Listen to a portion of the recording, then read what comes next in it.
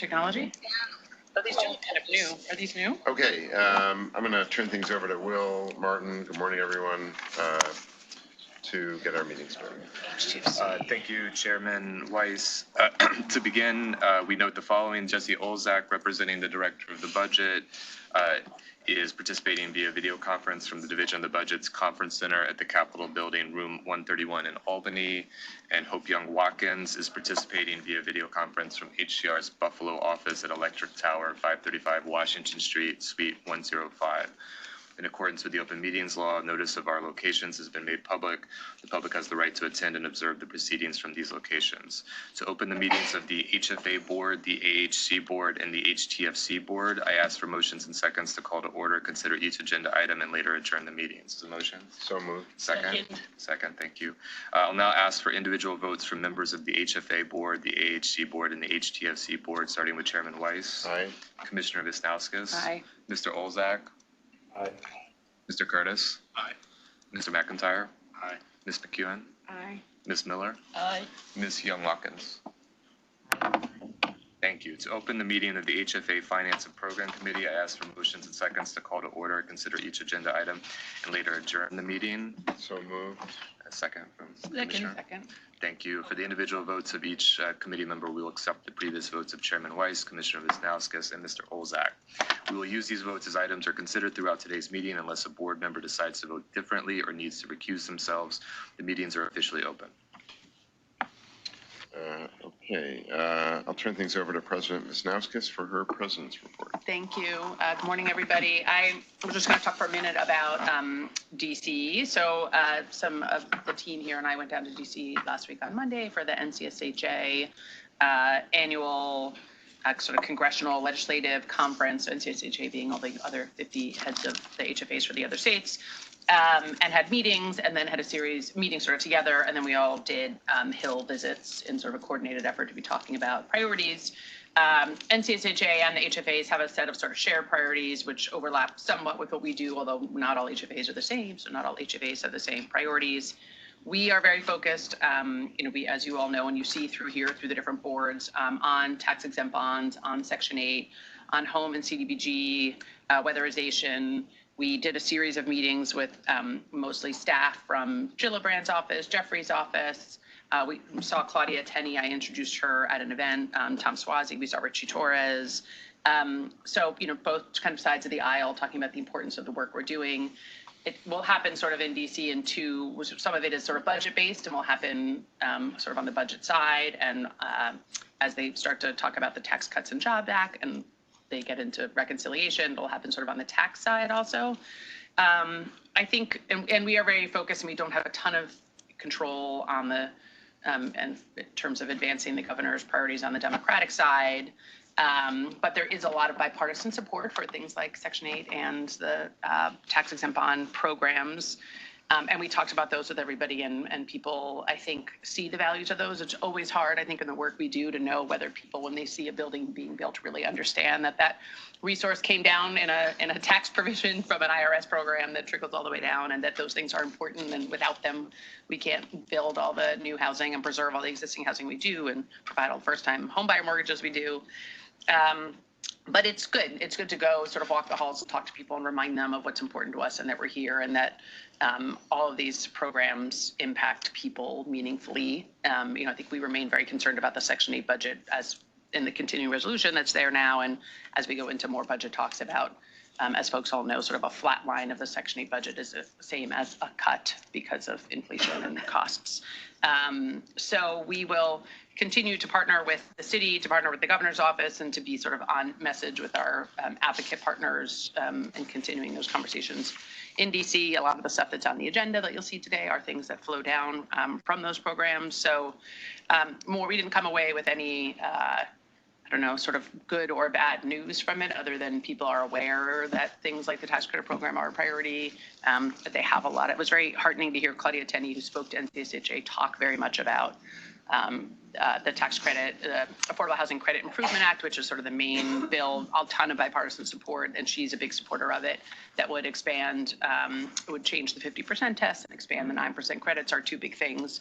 And she's a big supporter of those, so that felt good, but it's sort of hard to know who really has sort of authority and decision making and impact in the federal sort of any frame. specific conversations about bonds or any of the resources that we use being threatened, or organizing to message around it? I think on the Democratic, well, let's see, or organizing. Yes, I think there's a ton of organizing to be advocating. I'm not sure. I think on the Democratic side, there's obviously not enough influence, and they're not really in the conversation. So that's sort of unfortunate. And then I think on the Republican side, again, I think there is people do acknowledge that, tax credit investment is, and Claudia Tenney sort of who's on our most senior person on Ways and Means talking about the importance of that is great and is the voice we want. It's just sort of hard to know at this moment what voice is important and how that's really going to work. But we will continue, and this is going to be a, now for the next 6 months thing as we get into the president's budget coming out and get into the fall, trying to figure out where people are and what's really being cut and what's really being proposed. What's happening with staff cuts at HUD? Though we have heard, certainly in the New York field office, which was a staff of, I think it was 23 or 28, is down to either 3 or maybe 1.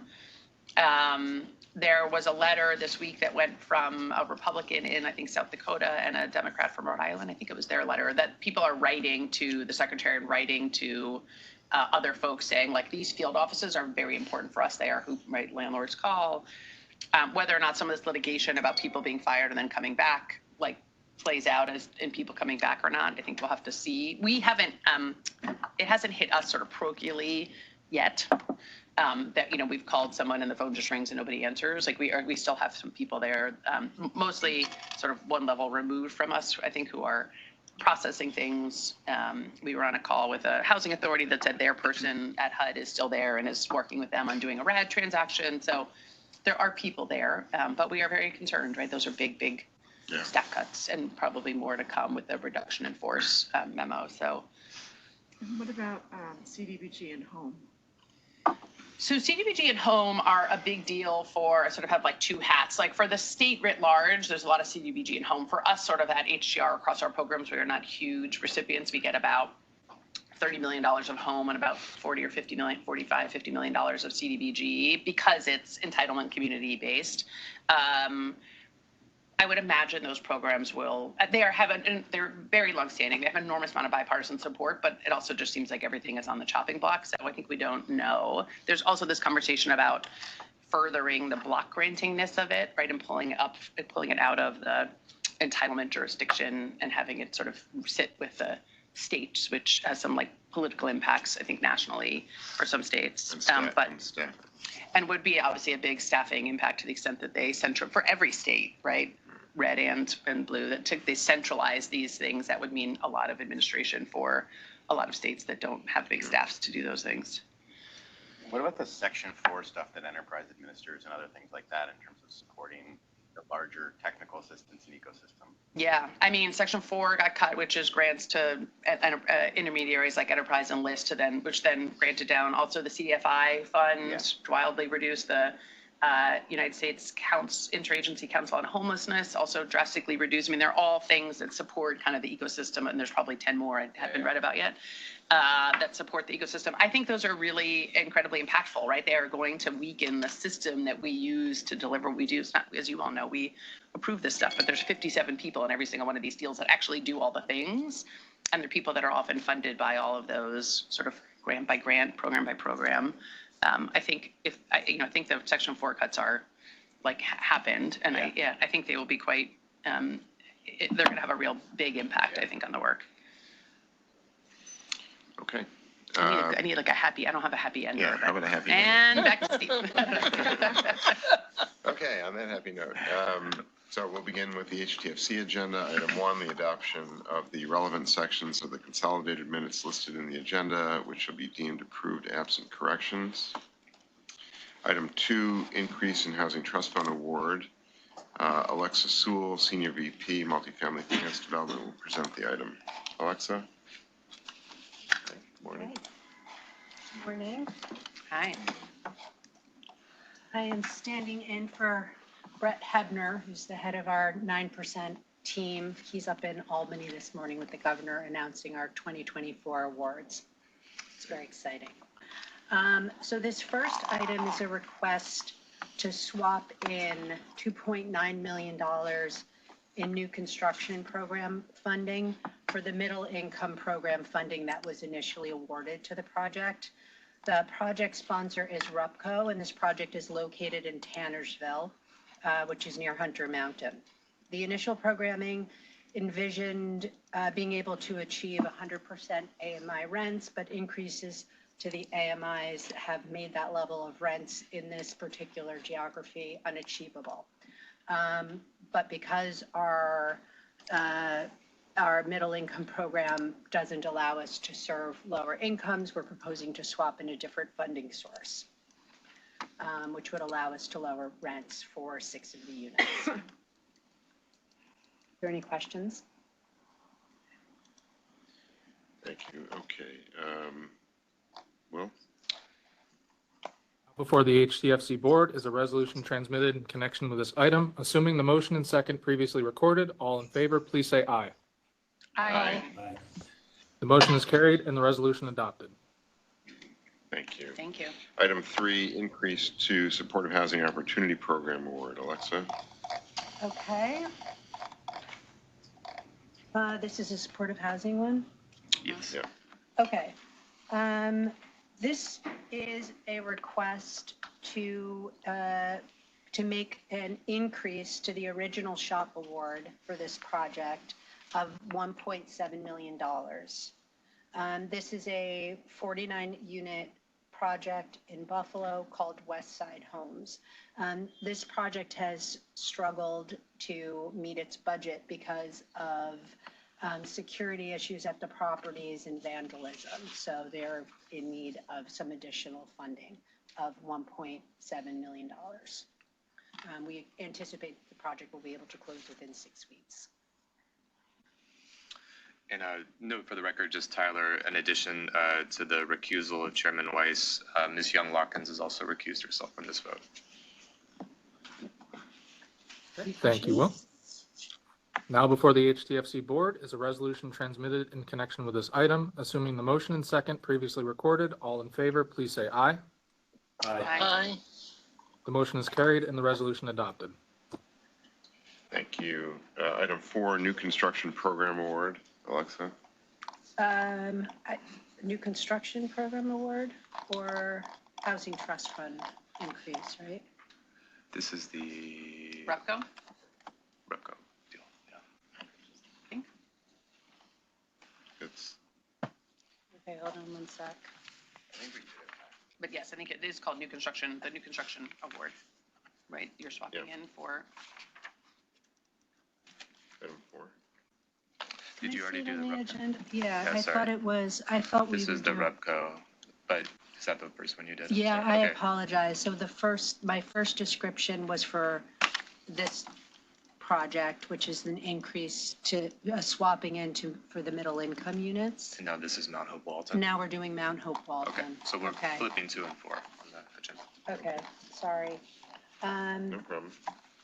Okay, Mount Hope Walton. So on this one, we're requesting an increase of $1.3 million in the Housing Trust Fund program funds that were initially awarded for the Mount Hope Walton Apartments. This is in the Bronx. The project was awarded in July of 2021. This project has experienced cost increases because of interest rate increases and construction delays. We are working with HPD on this project, and we anticipate they're also going to be increasing their subsidy in the project, and we also anticipate this one to be able to close in 6 weeks. So is the award that our increase, is that conditioned on HPD's increase? It's not conditioned on it, but we are confident that they are also coming in with an increase. I'm not sure the status of their award. So maybe we can report back on that. It'd be good to know Sure. that they committed their amount. Okay, any questions? Now before the HTFC board is a resolution transmitted in connection with this item. Assuming the motion and second previously recorded, all in favor, please say aye. Aye. The motion is carried and the resolution adopted. Additionally, I would like to note for item 2, the recusal of Chairman Weiss. Does Ms. Young-Watkins have a recusal for that item as well? No, sorry, that's, I'm not recusing. yeah, no, Chairman Weiss has only recused himself from item 3. So Okay, great. both Chairman Weiss and Ms. Young-Watkins have recused themselves from item 3. Yeah, Okay, thank you. thanks. Okay, item 5, Community Development Block Grant, CDBG Economic Development Awards. Crystal Loeffler, President of the Office of Community Renewal, will present the item. Crystal? Good morning. The Office of Community Renewal makes approximately $15 million in CDBG funding available in an open round application for CDBG eligible economic development activities. This month, we are advancing 3 award recommendations totaling $900,000. They include 3 $300,000 awards, including to Cattaraugus County and Ulster County to both launch new microenterprise programs, and $300,000 to Montgomery County to renew and continue its existing microenterprise program. These awards are expected to assist 50 microbusinesses and create jobs that benefit low and moderate income individuals. Full details are in the memo and briefing sheets, and I'm happy to answer any questions. Thank you, Crystal. Just to reiterate in a passing, are we advertising that these are obviously these are important funding sources that are going to communities that, like, where job creation and stuff depends on money flowing down, obviously, from the state? Just making sure that we're, like, advertising correctly around doing this work and really promoting the agencies when we're making these grants. I think it's just important. Crystal, did you hear that? Is there like a signage-y thing that goes on? Like on there's some of our other sites? I think given the nature of, like, these aren't all retail businesses, right? So it's not necessarily a sign that gets affixed to a property, but we try to encourage as much press as possible and review press releases, participate in any press events that are available once the businesses are actually selected for assistance, right? Like at the time of our award right now, we don't necessarily know which businesses are receiving these grants. The counties will run these programs and then make local decisions. But yes, we try to encourage and participate in as much press and publication of information as possible. James, did you have something else in mind in terms of? It depends on, like, whether, I don't know if they're doing advertising, these businesses to say, like, supported by the state of New York CDBG program and things like that, and encourage mentioning like the state's support for their businesses as Or part like on of their website or something? on their website or on these businesses. I just think now's the time to, message better where government can be really effective in delivering services and supporting businesses and jobs. Absolutely agree and understand, and we will review what we're doing and work to see what else we can add. We can come back to you on that too. Okay. Call the vote. Now before the HTFC board is a resolution transmitted in connection with this item. Assuming the motion and second previously recorded, all in favor, please say aye. Aye. Aye. The motion is carried and the resolution is adopted. Great, thank you. Item 6, home buyer development awards. Crystal? Thanks. OCR launched a request for applications last year to offer up to $10 million to support a home buyer development program using New York State Home Program funds. This program allows non-for-profit developers to request funding to support rehab or development of up to 4 homes for sale to low and moderate income home buyers. This activity is intended to support small projects that may not be able to access the agency's larger development resources. This month, we're requesting board approval to award up to $1.7 million in home funds and enter into agreements with the Oswego County Land Bank and the Kingston City Land Bank to construct 7 affordable housing units for sale to households with incomes at or below 80% of the area median income. Oswego is installing 1 modular home and rehabbing 3 homes, and the Kingston City Land Bank plans to build 3 modular homes. The board memo and briefing sheets provide more detail, and I'm happy to answer any questions. That's great. Thank Thank you. you. Now before the HTFC board is a resolution transmitted in connection with this item. Assuming the motion and second previously recorded, all in favor, please say aye. Aye. The motion is carried and the resolution adopted.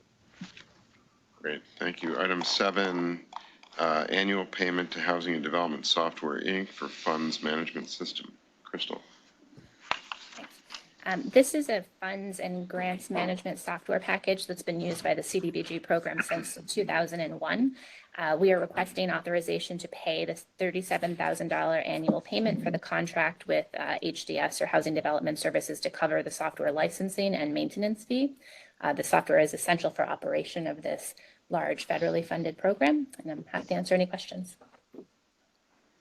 Thank you. Now before the HTFC board is a resolution transmitted in connection with this item. Assuming the motion and second previously recorded, all in favor, please say aye. Aye. Aye. The motion is carried and the resolution adopted. Thank you. Great. Okay, item 8, Small Rental Development Initiative, SRDI Awards. Madeline Fletcher, VP Small and Mid-Sized Development, will present the item. Madeline? Hi, good morning, everybody. Good morning. This third round of SRDI funding was made available in December through request for applications. It allows nonprofit housing organizations to apply for funding to preserve or create multifamily projects of 4 to 20 units, generally affordable at or below 80% AMI. In particular, SRDI provides resources to really small projects that, because of low market rents, because of a lack of other sources, would otherwise not really have a source. For applications, we review project need and impact, the development team experience and capacity, the readiness to proceed, other financing, and the funds they're leveraging. And we received seven applications. 2 program staff score the applications, and we use the average score to sort those applications. The RFA made $6 million of the $7 million allocated for the year available, but the quality of the applications is actually really quite good, and we had a number of applications that really were shovel ready. So since we had additional funds available in this year's allocation, because some other funding was available from previous years, we are making this request for the top 4 scoring applications for a total award of just over $7.2 million. That will result in 33 units. 8 units will be preserved in Queens, and there will be the new construction of 25 additional units. About $8.3 million in other funding will be leveraged by this award.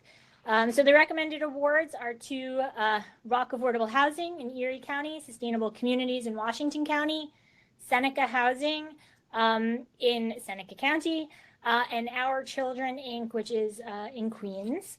We think that these all meet the goals of the program. They all can be complete within our 2-year contract period proposed, and we're happy to recommend them. I'm happy to answer any questions. Excuse me. Thank you.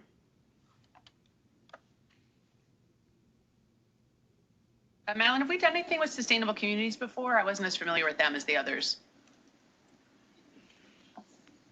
No, they're pretty new.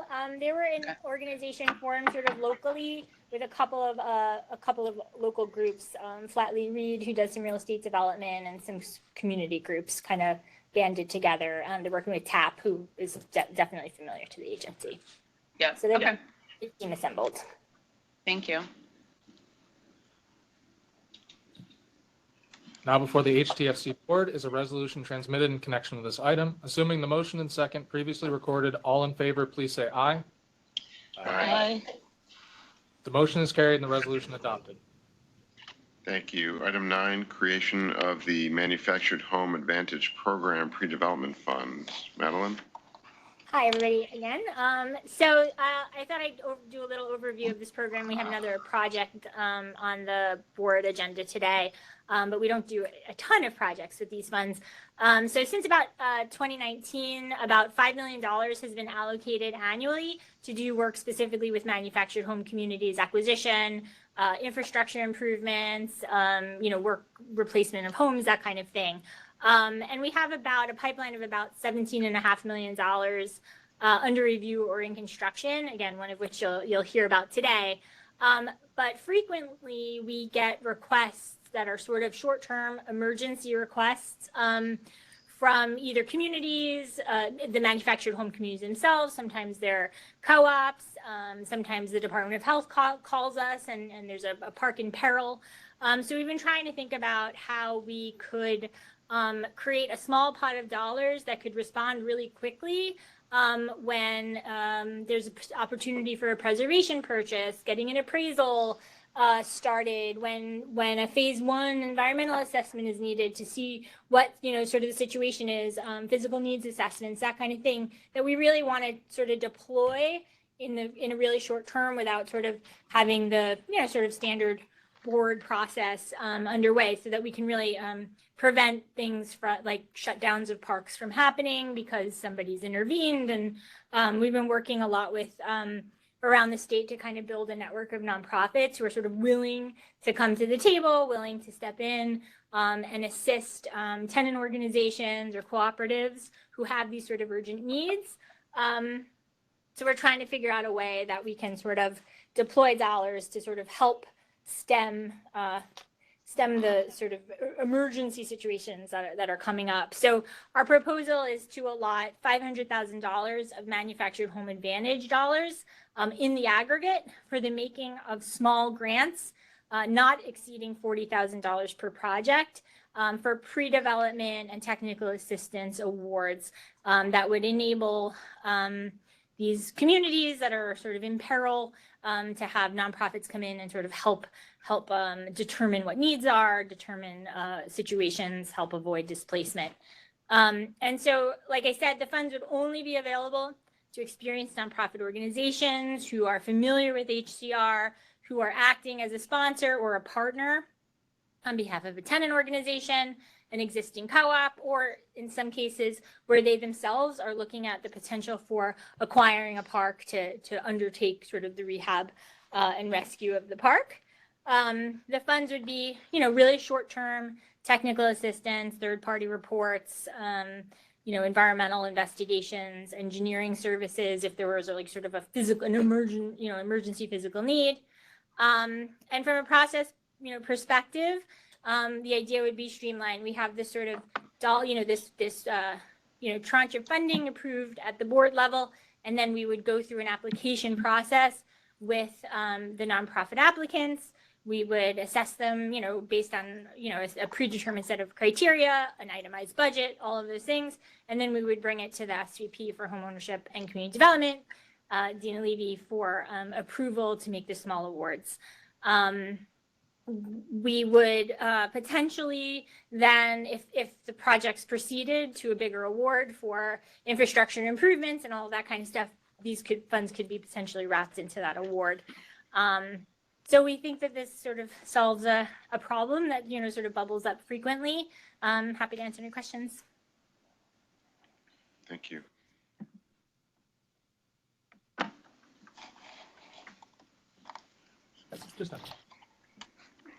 Now before the HTFC board is a resolution transmitted in connection with this item.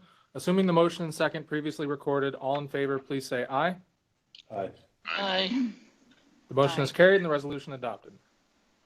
Thank you. Item 10, fair housing testing contracts. Nadia Salcedo, Director of Fair and Equitable Housing, will present this item. Nadia? Hi, good morning, everybody. Good morning. This is for $4.2 million for our fair housing testing, outreach, and networking program. We've had a program like this since 2019. And luckily last year, the legislature appropriated double the amount to $4 million, which couldn't have come at a better time because these fair housing organizations, as you probably have read, had got a late in the night letter from HUD saying we're cutting your funding. So they are really appreciative for this. We'd already had a NOFA in place to get this in line, but it's really going to be helpful for the state and for these organizations.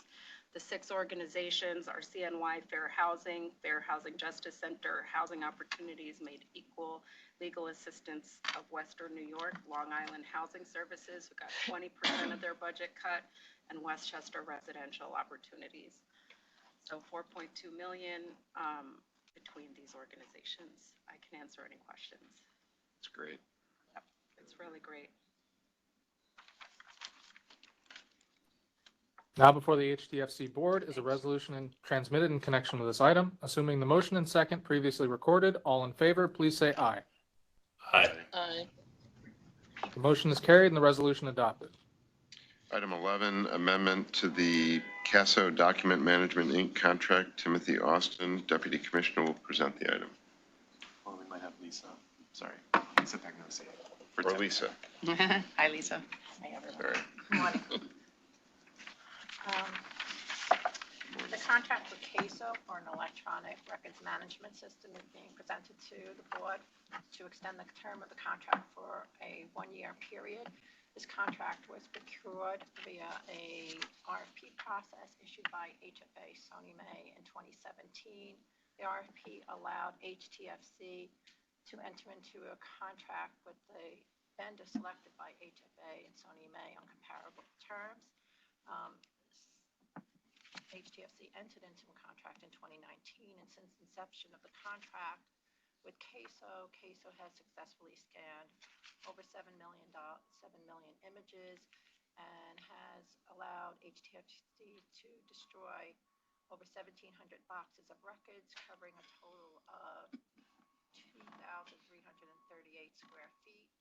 In November of 2020, in light of the COVID pandemic, the members authorized an amendment to the contract that included expanding the scope of services to enable staff at the Office of Rent Administration to conduct more work remotely by scanning critical cases and increasing expenditures under the contract by $250,000.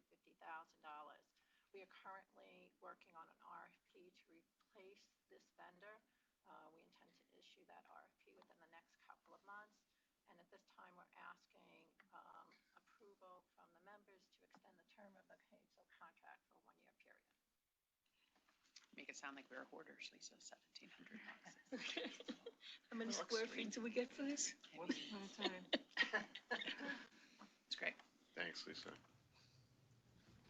Now before the HTFC Board is a resolution transmitted in connection with this item. Assuming the motion and second previously recorded, all in favor, please say aye. Aye. Aye. The motion is carried and the resolution adopted. Thank you. Item 12, Gallus Hill and Black Bear Hollow Manufactured Home Communities MHAP Awards. Burke Blackman, Director of Distressed Asset Initiatives, will present the item. Good morning, everyone. So this is a request for $8.5 million in Manufactured Home Advantage Program subsidy for the acquisition and preservation of two adjacent manufactured home communities in Ulster County that function as a single project. They have shared infrastructure systems. They're known as Gallus Hill and Black Bear Hollow, and they straddle the border between the towns of Ulster and Hurley, just across the thruway from Kingston. Together, the two communities contain 94 permitted manufactured home sites and 4 stick-built apartments for a total of 98 regulated units. The sponsor here is Ulster County-based nonprofit, the Affordable Housing Conservancy, which proposes to acquire the two parks and undertake an infrastructure overhaul. The scope of work is based on a physical needs assessment and includes repair or replacement of water, sewer, and stormwater systems, new roads, upgraded electric service, and site lighting throughout, a new 30-kilowatt ground mount solar installation, and new landscaping and green space features, including playground, benches, and weather shelters. The Conservancy is new to manufactured housing, but has prior experience with agency funding. They're the co-developer on a 9% senior project currently under construction in New Paltz, known as Harmony Hall. And they're also currently administering a $4.5 million Weatherization Assistance Program award from the agency. So this project will help preserve affordability for 72 existing households and can also accommodate up to 26 new homeowners earning 120% AMI or below. Lot rents will be maintained at current levels for existing homeowners and capped at the FMR-based standard for the MHAP program. Rental units will be set aside for households earning 80% AMI or below, with rents similarly capped at 80% AMI. The project does enjoy local support in the form of a $400,000 grant from Ulster County's Housing Action Fund, and other financing sources include a $1.6 million construction and permanent loan from CPC. In summary, the project will help preserve and maintain a critical source of affordable homeownership in Ulster County and enhance residents' quality of living with upgraded facilities and amenities, and we're happy to recommend it for funding. On this project, I would similarly recommend, I mean, it seems like there's a lot of benefits that we're doing investment in this community. And I think marketing the fact that we are investing in this community is a very important thing. And like distributing a flyer to all the residents saying, we're paying for this, we're paying for that, we're paying for that, I think is an important part of marketing. Well, these ones I think follow our, although Burke and Madeline, you can remind, these follow our marketing guidelines, which means there's a big purple sign out front that says this, but different than the micro enterprise, which I think. But I think here, like, there's real, it's not just that we're doing it. I think it's like, there's clean water, there's sewage, there's things that are going into this that like may not be recognized. I think there's a real outreach to tenants that they should know that this is your tax dollars at work kind of thing. And I think more aggressive outreach on some of these projects is important. You almost need a social media campaign to support it as well. Yeah. And the local, Facebook page for the zip code or whatever they do. Yeah. Just getting it out there. The residents will definitely be notified of the transaction and the funding.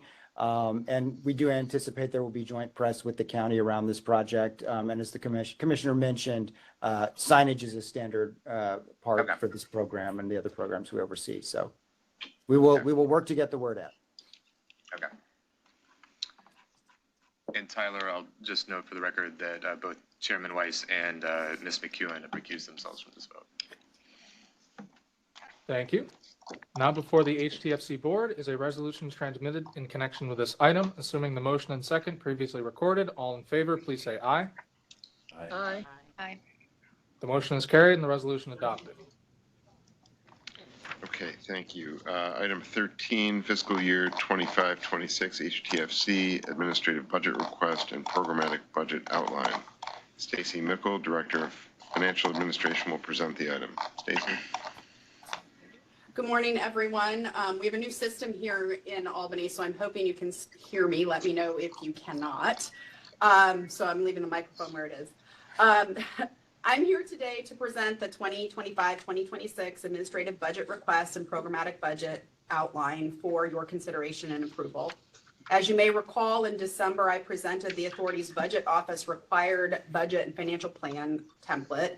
And today I'm presenting the more detailed administrative budget that was prepared in consultation with HTFC's executive leadership. This budget of $71.8 million represents the anticipated needs of the corporation for the upcoming fiscal year. For 2025-26, we are anticipating an increase in both revenue and expenses. For revenue, we anticipate flat funding for the PVCA fees, but an increase in our cost recovery fees for administering the various federal programs. Our total revenue is anticipated at $82.5 million, which will allow for a surplus of just under $11 million at the end of the fiscal. This increase in cost recovery for federal programs is due in large part to the implementation of the time distribution system within the current timekeeping system for HTFC employees.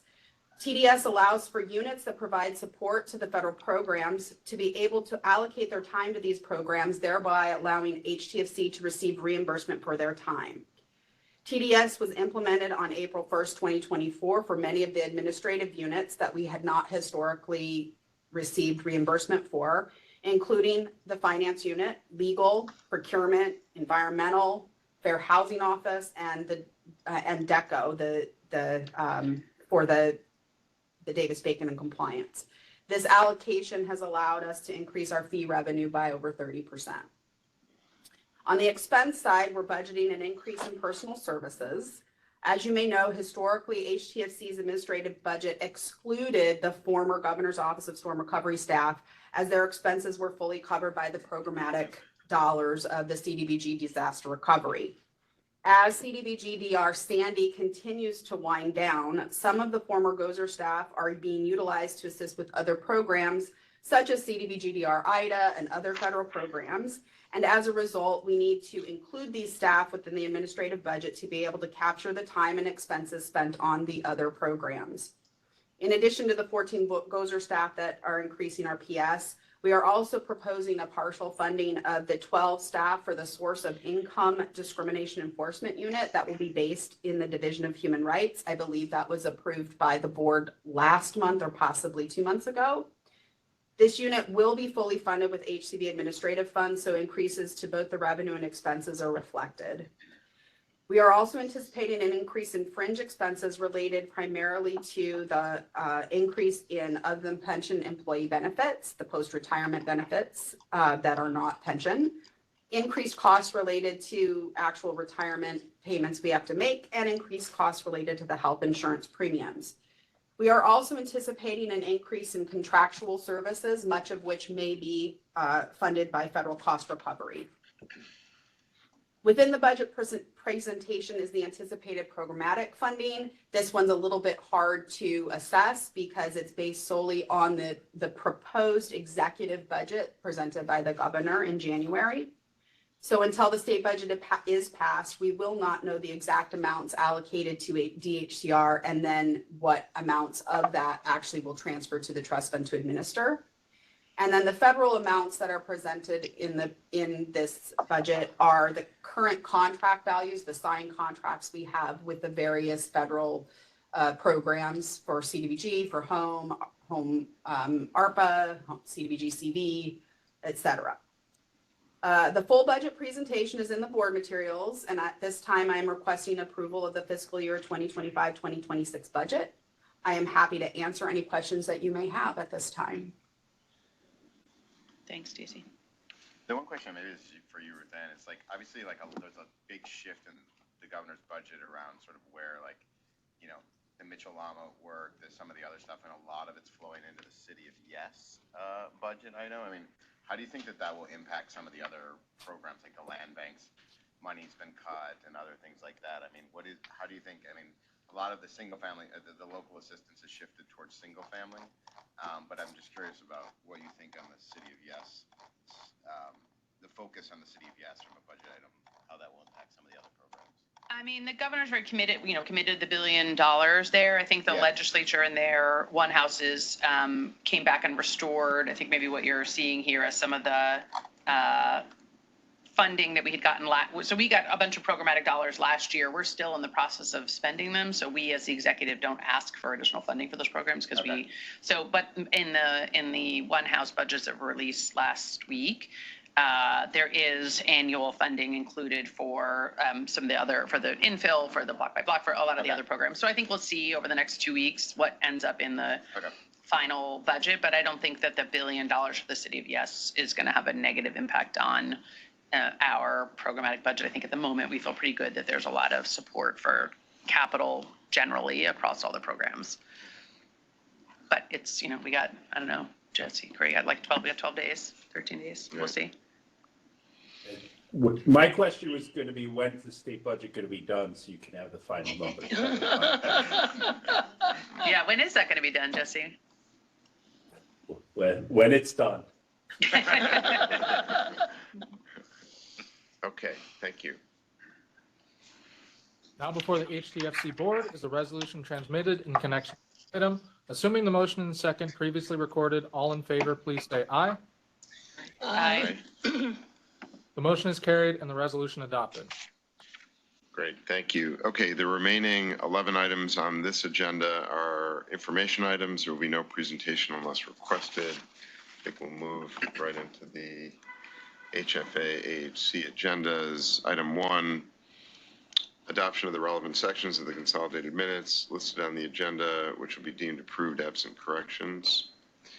Item 2, amendments to 111 Nassau Street, direct sale bond purchase agreements, and Mark Price, Director of Capital Markets, will present the item. Mark? Morning. Good morning.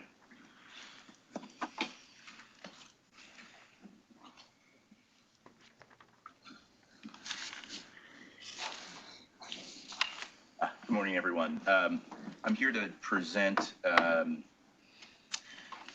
amendment to terms for the financing for 111 Nassau, which was an 80-20, which is an 80-20 project in the financial district at the corner of Ann and Nassau Streets. The original financing was in 2011. It was done through a public market deal. There was a 3.5-year tender date. When that tender date came up, the deal was refinanced into a private placement with TD Bank. Right now, there is approximately 60 million of bonds outstanding that are held by TD Bank. There is a tender date coming up April 1st of this year. TD Bank is willing to extend their private placement date for another year, but they do want to make a change to the interest rate on the bonds. The change includes increasing the percentage of the floating rate index. These bonds are variable rate bonds, so they're increasing the percentage of the floating rate index from 69.75% to 79% of SOFR, and increasing the spread to that index from 165 basis points to 250 basis points. So those are the three major changes to the terms of the bonds, and we're seeking your approval to allow for those changes. Happy to take any questions. Is the change in SOFR, this change in SOFR rate just a function of where taxable and tax exempt are trading at this point? Because it's a private placement, I believe that formula is driven by their tax, how they're valuing the tax exemption. Great, thanks, Mark. Okay, thank you. Now before the HFA Finance and Program Committee and the HFA Board are resolutions transmitted in connection with this item, assuming the motion and second previously recorded. All in favor, please say aye. Aye. The motion is carried and the resolution is adopted.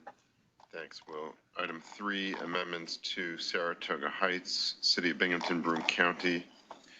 This is a consent item, making technical amendments, and there will be no presentation unless requested, and I'm recusing myself. Sure. And note the recusal of Chairman Weiss from this vote. Now before the HFA Finance and Program Committee and the HFA Board are resolutions transmitted in connection with this item, assuming the motion and second previously recorded. All in favor, please say aye.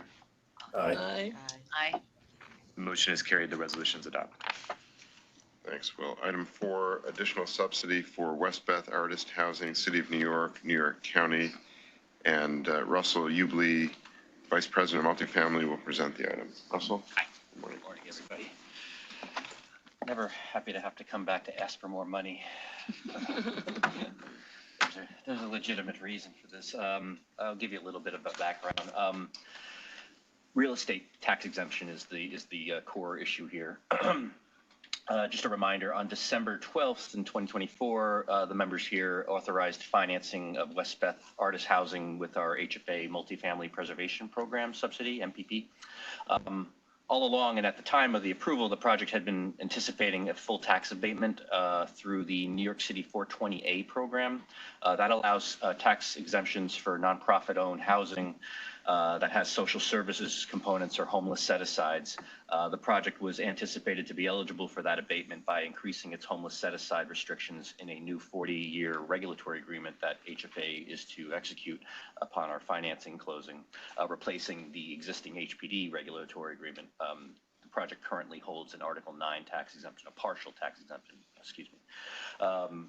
It's a tax credit project as well, which is a problem in terms of the tax exemption status. It's getting an influx of about 30 million to 30.3 million actually in historical tax credit equity by virtue of its historical landmark status. I don't know if you're familiar with West Beth Housing. It's down in the West Village. It was originally built in 1860, expanded to encompass the whole block, and it was originally used as Bell Laboratories in 1925 and through the 60s, at which point it was converted to what its current purpose is, which is low-income affordable housing for artists.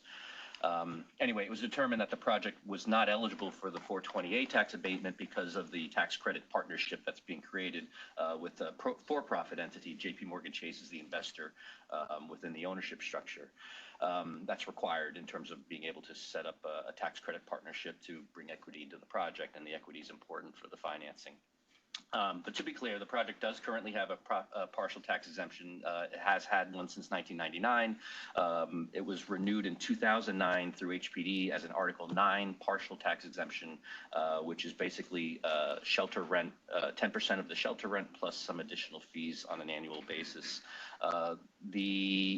There was a new HPD regulatory agreement that went with this in 2009. The project's current tax liability under this Article 11 exemption, I keep confusing my exemptions. Article 11 exemption between the past years about $1 million a year. Most recently, the project was hoping to convert that partial tax exemption into a full Article 11 tax exemption through HPD, which would benefit the project, obviously. HPD went through the motions of trying to approve it, but they couldn't find justification to convert from the existing partial to a full exemption, what's been in place since 2009. Therefore, the anticipated budget fell short.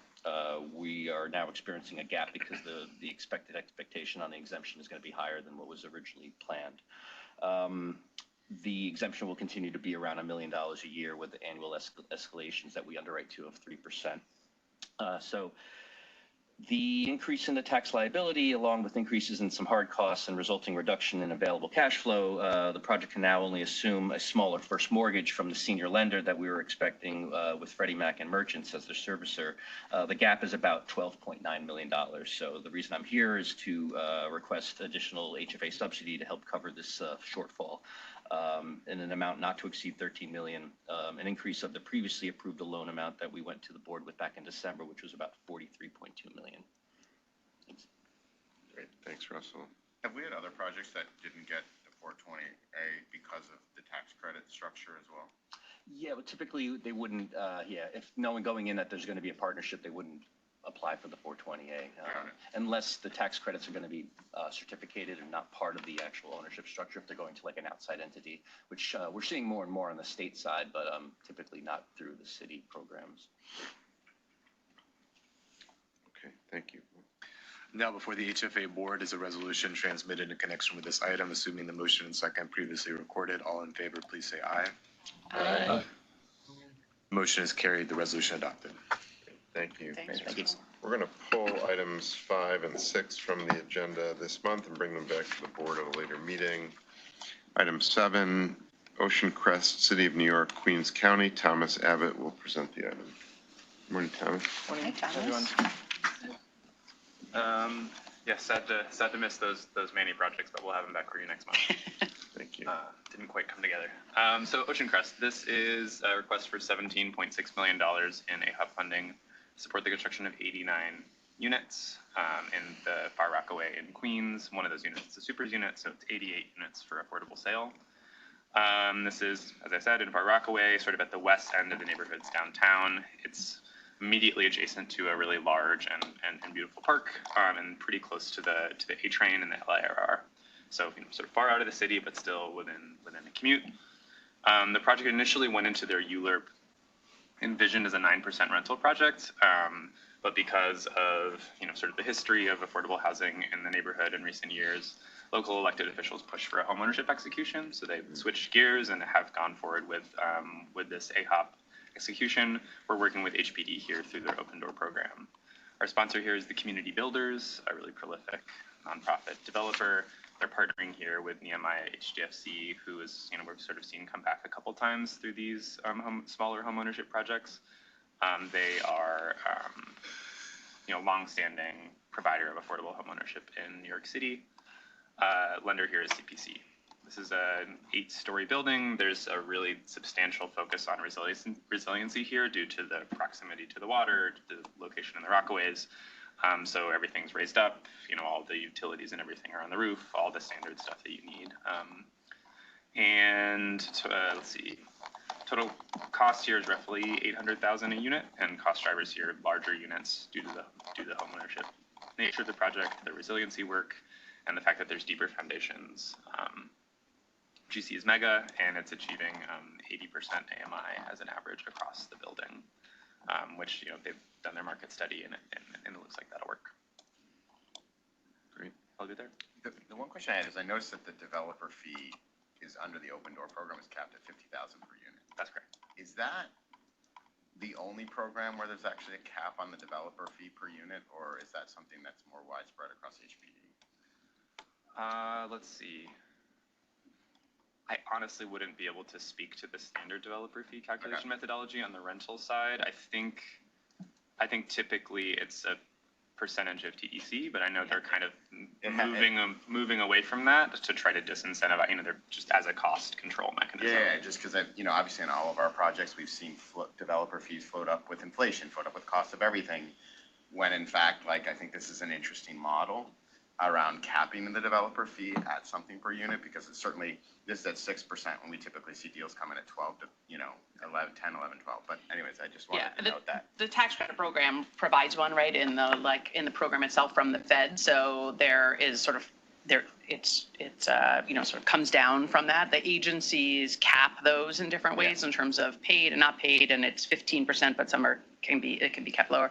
I think here, because this is sort of new line of, not this somewhat new line of work, I think more broadly, there is no federal source to provide a developer fee, so we have to pay for it. In typical subsidy deals, we're not paying the developer fee, it's coming out of the equity, right? So I don't know if I would say this is it's a cap, but really it's just sort of the provision of a fee in a program where there otherwise is not a federal sort of directive about what a fee should be in order to get developers to be, reimbursed for their expenses. This is, I would, it's far below what sort of a typical, That's right? why I was noting it and the cap rate, but I think that's something, that is one of the aspects that has continued to make units more and more expensive. Obviously, there's more risk and inflation and all these other things, but just I thought it stood out.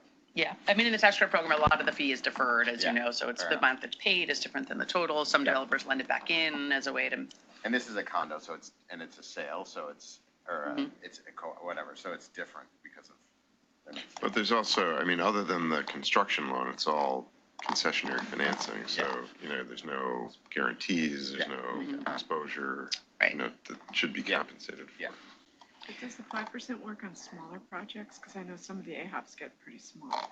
Yeah, so that's not a cap that we've put in place here. Our cap is a 12% cap on calculated, excluding some costs.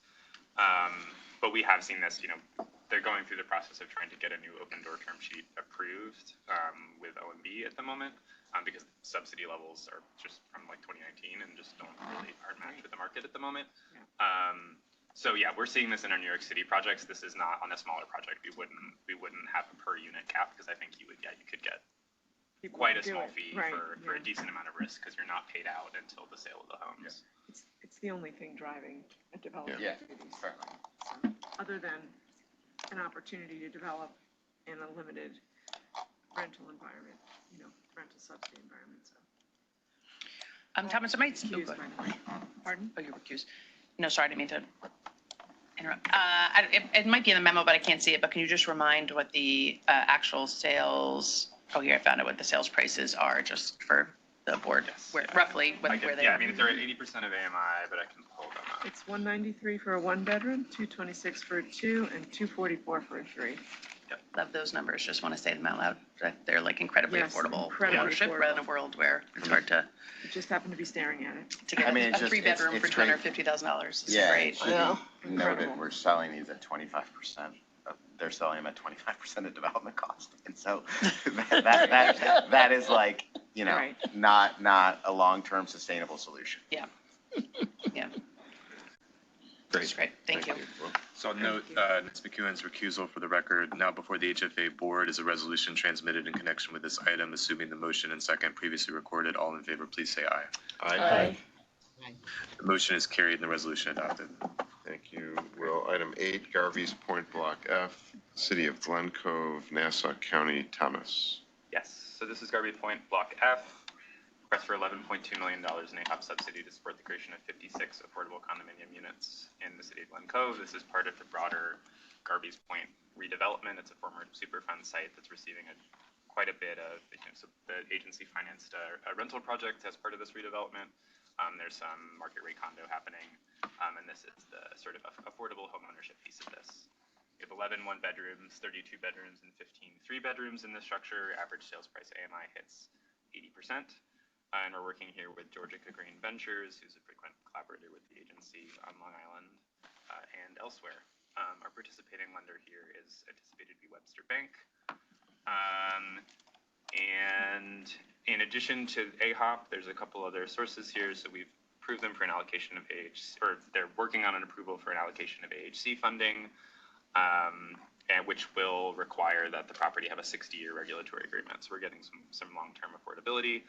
They're also working with the IDA on a pretty substantial pilot. They'll be paying, something like 25 or 30% of what market rate taxes would be, which is a big driver of the affordability here. The project is also in the final stages of approval for a grant from ESD's Long Island Investment Fund, which would pay for a lot of the infrastructure work. This is sort of a sloping site. There's a lot of sort of retaining wall stuff that has to happen, and it's not. They have to drive really deep piles as well, so there's some hard cost considerations there that can get offset a little bit with that investment from ESD. 4-story building, and it's we're going to get some good energy efficiency here, a LEED silver at minimum. Sales prices on a straight line basis, just thinking about the raw sales prices, do look a little high when you compare them to comps. But a lot of analysis into this market study showed that most of those comps are very old.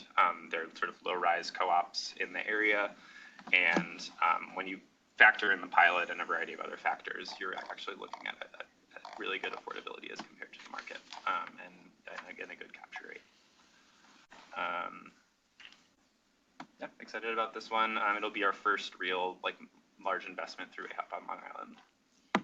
I don't know if you said this already, but it's adjacent to a tax credit deal that was funded a couple of years ago. So it's great sort of going back to the same town that is very open to different types of affordable housing, which I think is great. Although, do all your projects have to be in places that have very deep foundations because they're very expensive to build? You find some Exactly. They were just quicksand only development program. Great, thanks, Thomas. It's great. Sure, and I Just ask a quick please. question. Yeah. How will they do the marketing? Is it a local nonprofit? Yeah, CDLI is the marketing partner here. So they're one of the two big nonprofits on Long Island that does this, and they've been really diligent about digging into our processes and asking the right questions, and that's been very productive thus far. And I didn't ask on the last deal, so forgive me, but do you worry at all about HPD's marketing with the AHP projects? Because that's a pretty big project, so I worry a little. Yeah, we defer to them, right? These homes will go on Housing Connect. I think they're working with Nehemiah, who has a lot of experience with doing that, and I think they'll also on Ocean Crest bring in almost everybody brings in Restored Homes as a marketing partner in the city, and so yes, definitely pretty large, but there's not a lot of competitive stock in Far Rockaway. It's not something that's been built in years. Not worried about demand, just bureaucracy. Fair enough. Yeah, I'm not sure about that. Sorry, No, it's a fair question. Bring your chainsaw. Yeah. And note the recusal of Chairman Weiss from this vote now before the HFA board is a resolution transmitted in connection with this item. Assuming the motion and second previously recorded, all in favor, please say aye. Aye. The motion is carried and the resolution adopted.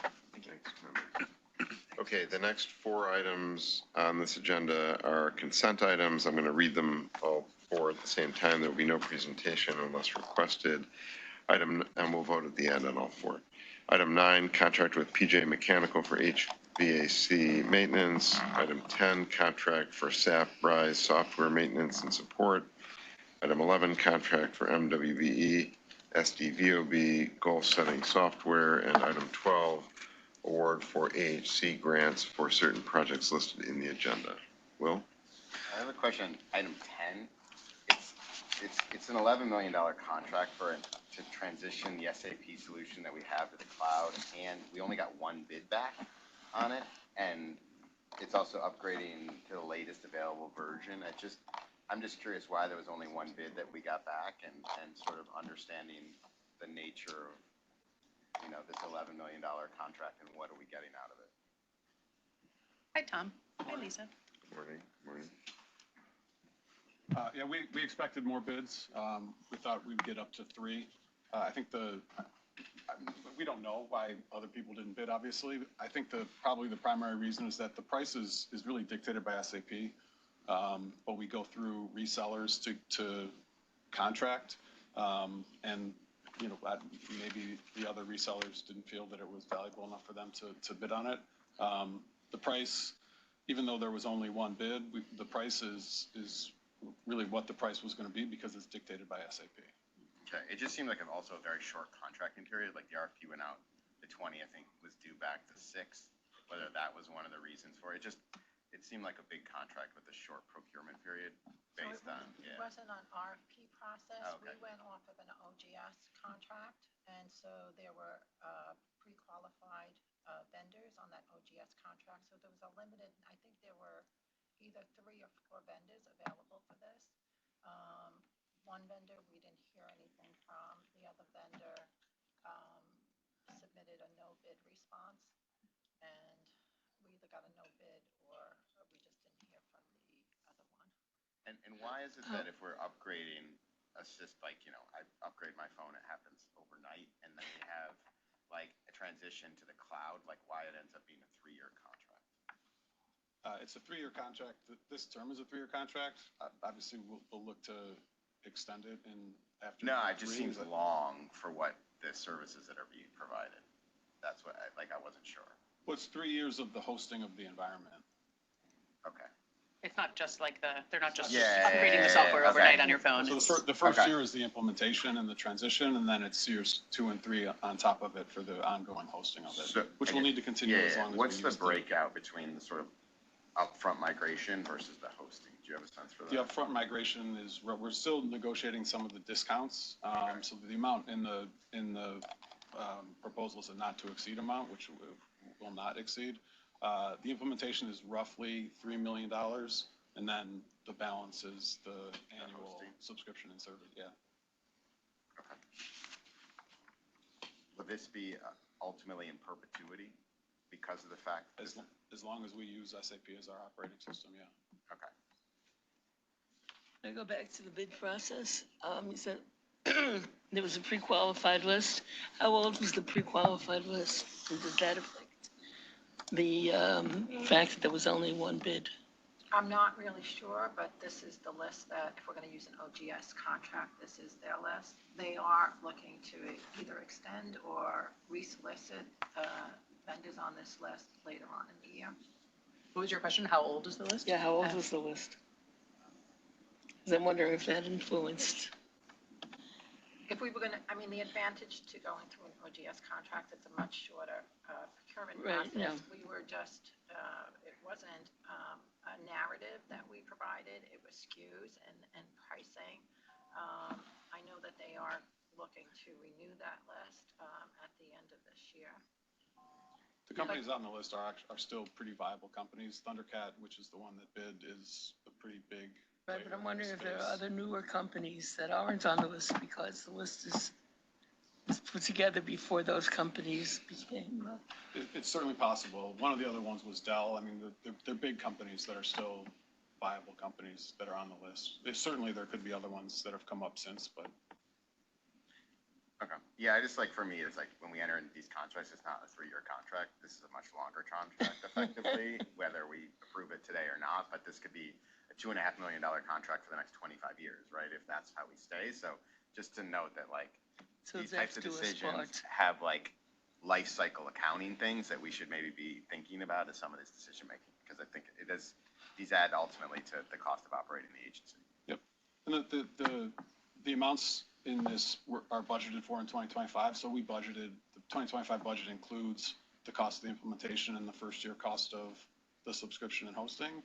And then obviously the budgeting for 26, 27 and beyond will occur as well. But I think to Joyce's point, I think some of the important part is perhaps in the next several years to work with OGS to make sure we're getting more qualified bids in. Because I think getting more than one bid is an important thing on some of the stuff, especially $2.5 million a year for hosting is, No, especially it's till death do us part. Yeah, and if that's how it's going to be. Well, it sounds like they're going to potentially do their process at the end of this year, which means by the time we're at the end of our 3 years, they will certainly have a new list that we would use to potentially Right. bid. I think, correct me if I'm wrong, did we speak with SAP, so we knew these were going to SAP resellers, and I think we got some discounted rates, and we kind of knew where their starting point was before it got to the resellers, which then mark it up. Yeah, the price negotiation really happens with SAP, and then they pass that on to the resellers. So is this on-prem currently? No, the current environment is hosted in one of our instances of AWS. And so we're moving it from there to SAP's hosted What's the environment. current hosting cost from AWS?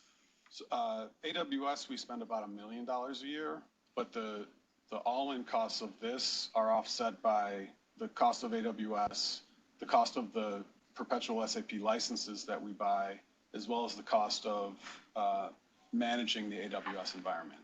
So once we get beyond the implementation, annually our operating costs should go down, excluding some unexpected event that happens. But the $2.5 million would represent a reduction in our annual operating costs as it stands today.